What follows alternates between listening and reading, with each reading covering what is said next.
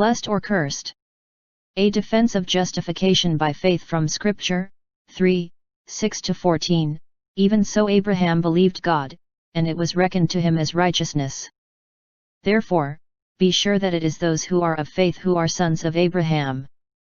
And the Scripture, foreseeing that God would justify the Gentiles by faith, preached the gospel beforehand to Abraham, saying, All the nations shall be blessed in you. So then those who are of faith are blessed with Abraham, the believer. For as many as are of the works of the law are under a curse, for it is written, Cursed is everyone who does not abide by all things written in the book of the law, to perform them. Now that no one is justified by the law before God is evident, for, the righteous man shall live by faith. However, the law is not of faith, on the contrary, he who practices them shall live by them. Christ redeemed us from the curse of the law, having become a curse for us, for it is written, Cursed is everyone who hangs on a tree, in order that in Christ Jesus the blessing of Abraham might come to the Gentiles, so that we might receive the promise of the Spirit through faith. 3, 6-14.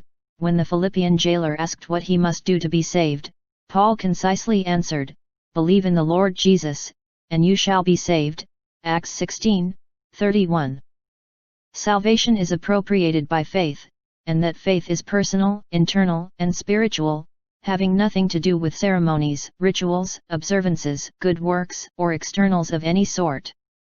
Faith has always been the God-required response that brings salvation. F. 2, 8-9. The saints of the Old Testament were saved by faith, just as the saints of the New. Abel had comparatively little revelation concerning God, but he believed in the truth of what he knew of God and was saved. Noah also had limited knowledge about God, and he, too, had faith in the truth he did know and was saved. Moses had considerably more revelation of God's nature and will, and by trusting in what he knew of God, he was saved. All three were justified, counted righteous and made acceptable to God, by their personal faith in Him. They gained approval through their faith. Hebrew 11, 4, 7, 23-29, 39. After having shown the Galatian believers from their own experience that they were justified by faith and not by works of the law, Gal. 3, 1-5, Paul now defends that doctrine from Scripture. The Judaizers doubtlessly quoted many passages from the Old Testament in support of their legalistic claims. And because their interpretations of those passages were based on long, accepted and revered rabbinical tradition, many believing Jews in Galatia and elsewhere found the claims persuasive. In Galatians 3, 6-14, Paul exposes those misinterpretations, showing that the Judaizers were heretical in their doctrine because they were mistaken in their understanding of Scripture. His first line of argument from the Old Testament is positive, showing what true biblical faith does, and his second line of argument is negative, showing what works cannot do. Positive proof from the Old Testament: Even so Abraham believed God, and it was reckoned to him as righteousness. Therefore, be sure that it is those who are of faith who are sons of Abraham. And the Scripture, foreseeing that God would justify the Gentiles by faith, preached the gospel beforehand to Abraham, saying, All the nations shall be blessed in you. So then those who are of faith are blessed with Abraham, the believer. 3, 6-9. Paul's positive proof that the Old Testament teaches salvation by faith rather than works revolves around Abraham, father of the Hebrew people and supreme patriarch of Judaism. The Judaizers doubtlessly used Abraham as certain proof that circumcision was necessary to please God and become acceptable to Him. After first calling Abraham to leave his homeland of Ur of Chaldea, the Lord promised, And I will make you a great nation, and I will bless you, and make your name great, and so you shall be a blessing, and I will bless those who bless you, and the one who curses you I will curse. And in you all the families of the earth shall be blessed. Gen. 12, 2-3. Abraham and his descendants were later commanded to be circumcised as a sign of God's covenant and a constant illustration of the need for spiritual cleansing from sin. This is my covenant, which you shall keep, between me and you and your descendants after you. Every male among you shall be circumcised, Gen. 17:10. The cutting away of the foreskin on the male procreative organ signified the need to cut away sin from the heart, sin that was inherent, passed from one generation to the next, cf. Deuteronomy 10:16, J. 4:4, Col. 2:11. Putting those two accounts together, the Judaizers argued, isn't it obvious that if the rest of the world, that is, Gentiles, are to share in the promised blessings to Abraham, they must first take on the sign that marks God's people, the Jews? If all the nations of the earth will be blessed in Abraham, they will have to become like Abraham and be circumcised. But that doesn't follow, Paul replied in effect. Quoting Genesis 15:6, he asked, "Don't you know that even so Abraham believed God, and it was reckoned to him as righteousness?" Had they conveniently ignored the fact that Scripture precisely ascribed righteousness to Abraham by faith, and that God commanded Abraham to be circumcised many years after he had reckoned Abraham to be righteous because he believed God? When some 10 years passed after God's first promise and his wife, Sarah, was still childless, Abraham prayed, "O Lord God, what wilt thou give me, since I am childless, and the heir of my house is Eliezer of Damascus?" The Lord then took Abraham outside and said, "Now look toward the heavens, and count the stars, if you are able to count them." And he said to him, "So shall your descendants be." Then he believed in the Lord, and he reckoned it to him as righteousness. Gen. 15:2, 5-6. It was at least 14 years after that occasion, see Gen.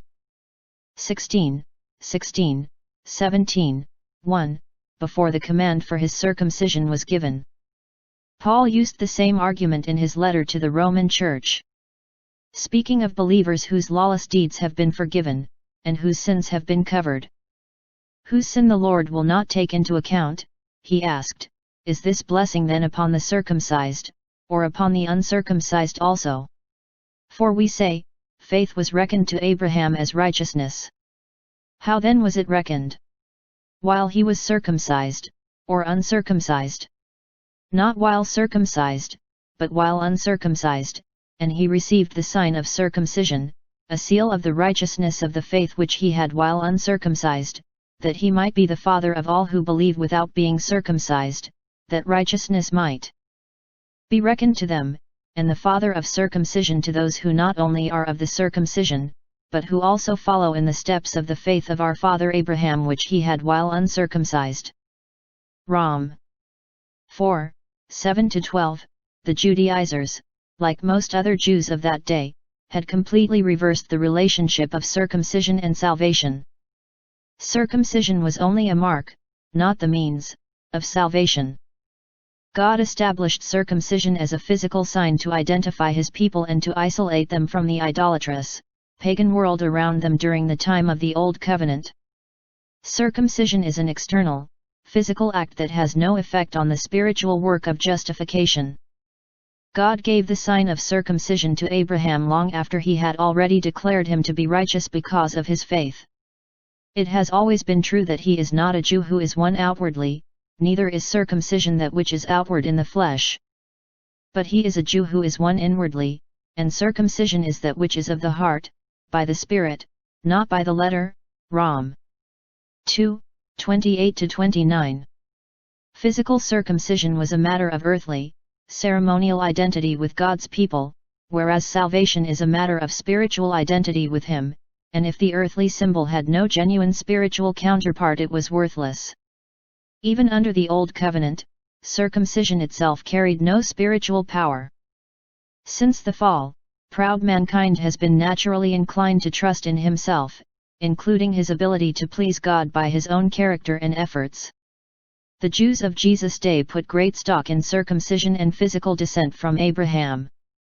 When Jesus told a group of them, "If you abide in my word, then you are truly disciples of mine, and you shall know the truth, and the truth shall make you free," they replied, "We are Abraham's offspring, and have never yet been enslaved to anyone." John 8:31-33. Their answer was obviously absurd from a historical standpoint. The Jewish people had been in severe bondage many times throughout their history and were at that time under the iron rule of Rome. Even more foolish, however, was their thinking that mere physical descent from Abraham made them acceptable to God. In one of his most powerful denunciations of bankrupt Judaism, Jesus said, "I know that you are Abraham's offspring, yet you seek to kill me, because my word has no place in you. If you are Abraham's children, do the deeds of Abraham. But as it is, you are seeking to kill me, a man who has told you the truth, which I heard from God. This Abraham did not do. You are of your father the devil, and you want to do the desires of your father." John 8, 37, 39-40, 44. By counting on ceremonial nationalism, legalistic Jews imagined they were in the spiritual as well as racial heritage of Abraham, whereas they were really in the spiritual heritage of Cain, who, in rejecting God's way, not only followed his own way but also Satan's. Jesus' point on that occasion was that, no matter what physical lineage a person may have, if he does not have faith in God, he is not a spiritual descendant of Abraham. Abraham was secondarily the physical father of the Jewish people. He was first of all the spiritual father of everyone, of whatever race or nationality, who believes in God. Rom. 4, 11. Just as with Abraham, to the one who does not work, but believes in him who justifies the ungodly, his faith is reckoned as righteousness. V. 5. It should be noted also that Abraham is not only the pattern for justification by faith but for obedient living by that faith. By faith Abraham, when he was called, obeyed by going out to a place which he was to receive for an inheritance, and he went out, not knowing where he was going. By faith he lived as an alien in the land of promise, as in a foreign land, dwelling in tents with Isaac and Jacob, fellow heirs of the same promise, for he was looking for the city which has foundations, whose architect and builder is God. By faith Abraham, when he was tested, offered up Isaac, and he who had received the promises was offering up his only begotten son. It was he to whom it was said, "In Isaac your descendants shall be called." He considered that God is able to raise men even from the dead, from which he also received him back as a type.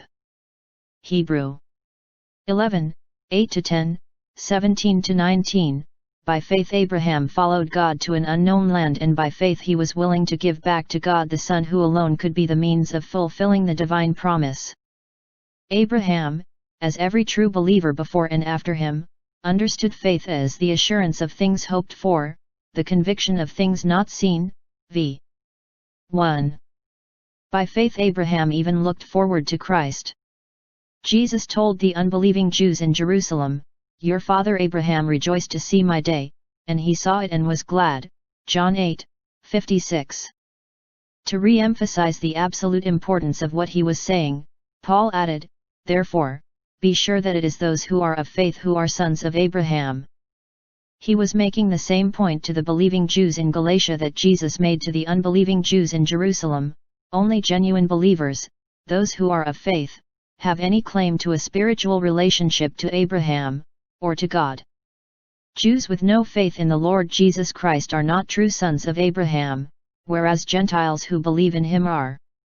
Lest Christians think that, because his chosen people have rejected him, the Lord will reject them, Paul declares unequivocally, "I say then, God has not rejected his people, has he? May it never be." Then he repeats the declaration, "God has not rejected his people whom he foreknew." Rom. 11, 1-2. God still has marvelous future plans for the Jews as a people. But at no time of history before or after his special calling of the Jews has any person been brought into saving relationship to God by any other means than faith. Personifying God's word, the apostle goes on to say, "The scripture, foreseeing that God would justify the Gentiles by faith, preached the gospel beforehand to Abraham," which is an exposition of Genesis 12, 3, "All the nations shall be blessed in you." Gospel means good news, and God's good news to mankind has always been salvation by faith alone, prompted by the power of his grace. Salvation by works would not be good but bad news. All the nations, Jews and Gentiles alike, are justified and blessed for the same reason Abraham was justified and blessed, their faith. So then those who are of faith are blessed with Abraham, the believer. To be blessed means to be the recipient of all that divine love, grace, and mercy bestows on those who are in Christ, cf. F. 1, 3, 2, 6-7. At the Jerusalem Council, James said, "Brethren, listen to me." Simeon Peter has related how God first concerned himself about taking from among the Gentiles a people for his name. And with this the words of the prophets agree, just as it is written, "After these things I will return, and I will rebuild the tabernacle of David which has fallen, and I will rebuild its ruins, and I will restore it, in order that the rest of mankind may seek the Lord, and all the Gentiles who are called by my name." Acts 15, 13-17, cf. Amos 9, 11-12. When Gentiles are saved, they are saved as Gentiles, just as Jews are saved as Jews. But no one from either group is saved or not saved due to racial or ethnic identity. Those who are saved because of their faith, and those who are lost because of their unbelief. A Gentile has absolutely no advantage in becoming a Jew before he becomes a Christian. In fact, by expecting salvation through the rite of circumcision, a person, whether Jew or Gentile, nullifies the grace of God and declares, in effect, that Christ died needlessly. Gal. 2, 21. Negative proof from the Old Testament: "For as many as are of the works of the law are under a curse, for it is written, Cursed is everyone who does not abide by all things written in the book of the law, to perform them." Now that no one is justified by the law before God is evident, for the righteous man shall live by faith. However, the law is not of faith, on the contrary, he who practices them shall live by them. 3, 10-12. The Judaizers also strongly advocated the necessity of keeping the Mosaic law in order to be saved. But here again, simply the sequence of Old Testament events should have shown them the foolishness of that belief. Abraham not only was declared righteous about 14 years before he was commanded to be circumcised, but more than 500 years before God revealed his law to Moses at Sinai. Isaac, Jacob, Joseph, and countless other Hebrew believers lived and died long before the written law was given by God.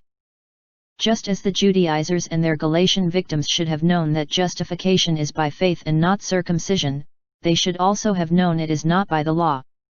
Therefore, after showing what faith can do, Paul now shows what works cannot do.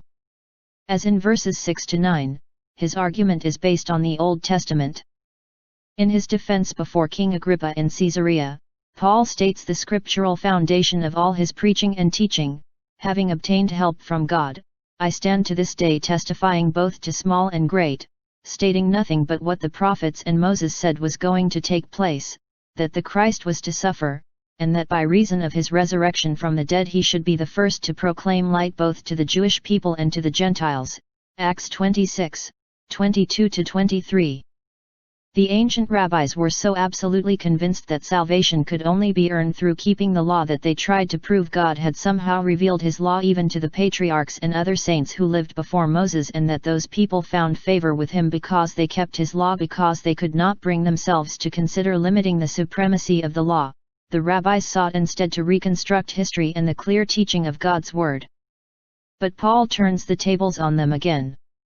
"Don't you realize," he says, "that as many as are of the works of the law are under a curse?" That question would have utterly perplexed the Judaizers, who would have responded vehemently, "We know no such thing. How can you speak such foolishness? Have you forgotten Deuteronomy, the last book of the law?" Paul asks, in effect, "For it is written, Cursed is everyone who does not abide by all things written in the book of the law, to perform them." See Deuteronomy 27, 26. A curse is a divine judgment that brings the sentence of condemnation. The apostle's emphasis in the quotation was on the requirement to abide by all things. In other words, the fact that those who trust in the works of the law are obligated to keep all things in the law, without exception, places them inevitably under a curse, because no one had the ability to abide by everything the divine and perfect law of God demands. Paul confessed his inability to keep the law even as a devout Pharisee. He testified that this commandment, which was to result in life, proved to result in death for me. Rom. 7:10. Even as a believer he said, I myself with my mind am serving the law of God, but on the other, with my flesh the law of sin. Rom. 7:25. If men proudly insist on living by the law, it will curse them, not save them, because they cannot possibly live up to it. The legalistic Jews had a zeal for God, but not in accordance with knowledge.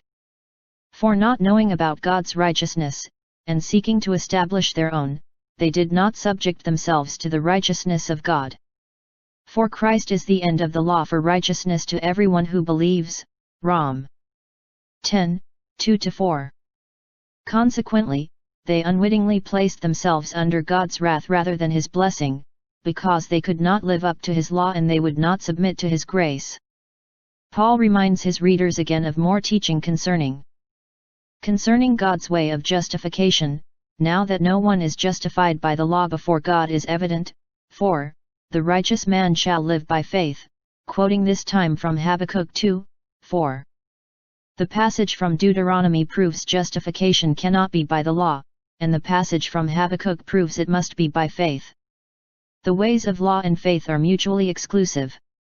To live by law is to live by self-effort and leads inevitably to failure, condemnation, and death. To live by faith is to respond to God's grace and leads to justification and eternal life. Quoting another Old Testament text, Leph 18:5, Paul again turns Scripture against the Judaizers by showing them that salvation by works and salvation by believing are mutually exclusive. However, the law is not of faith, on the contrary, he who practices them shall live by them. God's written law itself marks the danger of trying to live up to its standard, which is perfection. If you are relying on works of the law as your means of salvation, then you have to live by them perfectly. Pointing up that same truth in the Sermon on the Mount, Jesus destroyed the very foundation of legalistic Judaism. Because God's standard is perfection, he said, you are to be perfect, as your heavenly Father is perfect. Matt. 5:48. And he had already made clear that God's standard of perfection is inner virtue and perfection, not simply outwardly respectable behavior. To those who piously asserted they had never committed murder, he said, everyone who is angry with his brother shall be guilty before the court, and whoever shall say to his brother, Raca, shall be guilty before the Supreme Court, and whoever shall say, you fool, shall be guilty enough to go into the fiery hell. Matt. 5:22. And to those who claimed they had never committed adultery, he said, everyone who looks on a woman to lust for her has committed adultery with her already in his heart. V. 28. Whether consulting the texts in Deuteronomy, Habakkuk, or Leviticus, the message is the same: perfection allows no exceptions, no failure of the smallest sort.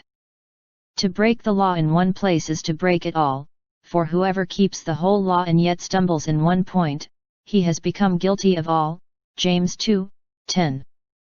No wonder the Holy Spirit inspired Paul to write that by the deeds of the law there shall no flesh be justified in his sight. Rom. 3:20, KJV. A ship that is moored to a dock by a chain is only as secure as the weakest link in that chain. If a severe storm comes and causes even one link to break, the entire ship breaks away. So it is for those who try to come to God by their own perfection.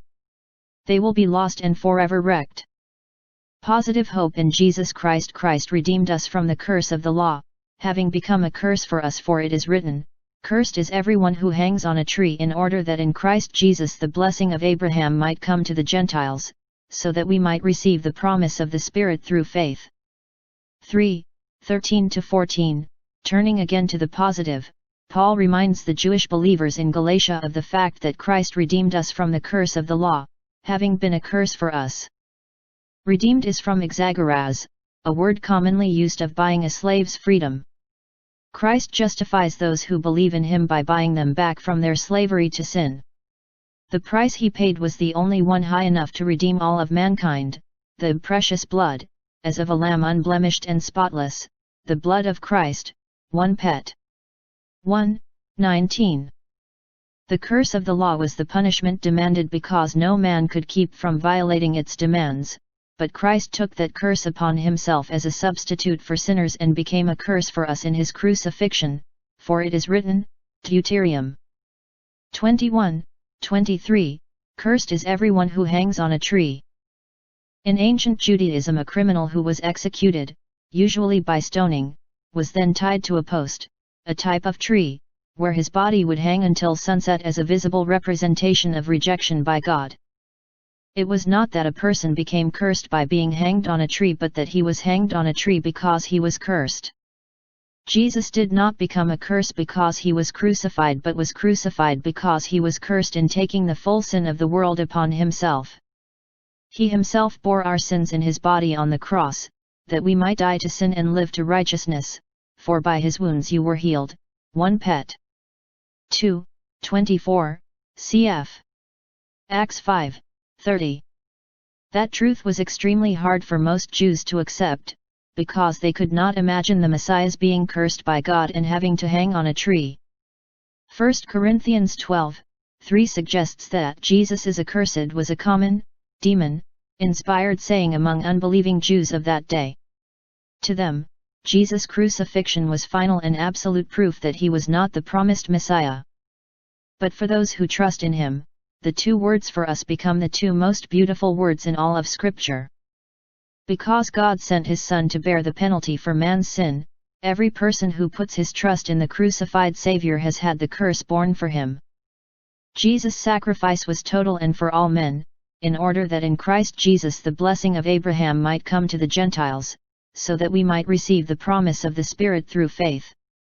On man's part, the curse is lifted by faith, which God, on his part and by grace, counts as righteousness on the believer's behalf, and the river of blessing begins to flow as the rushing water of God's grace engulfs the believer.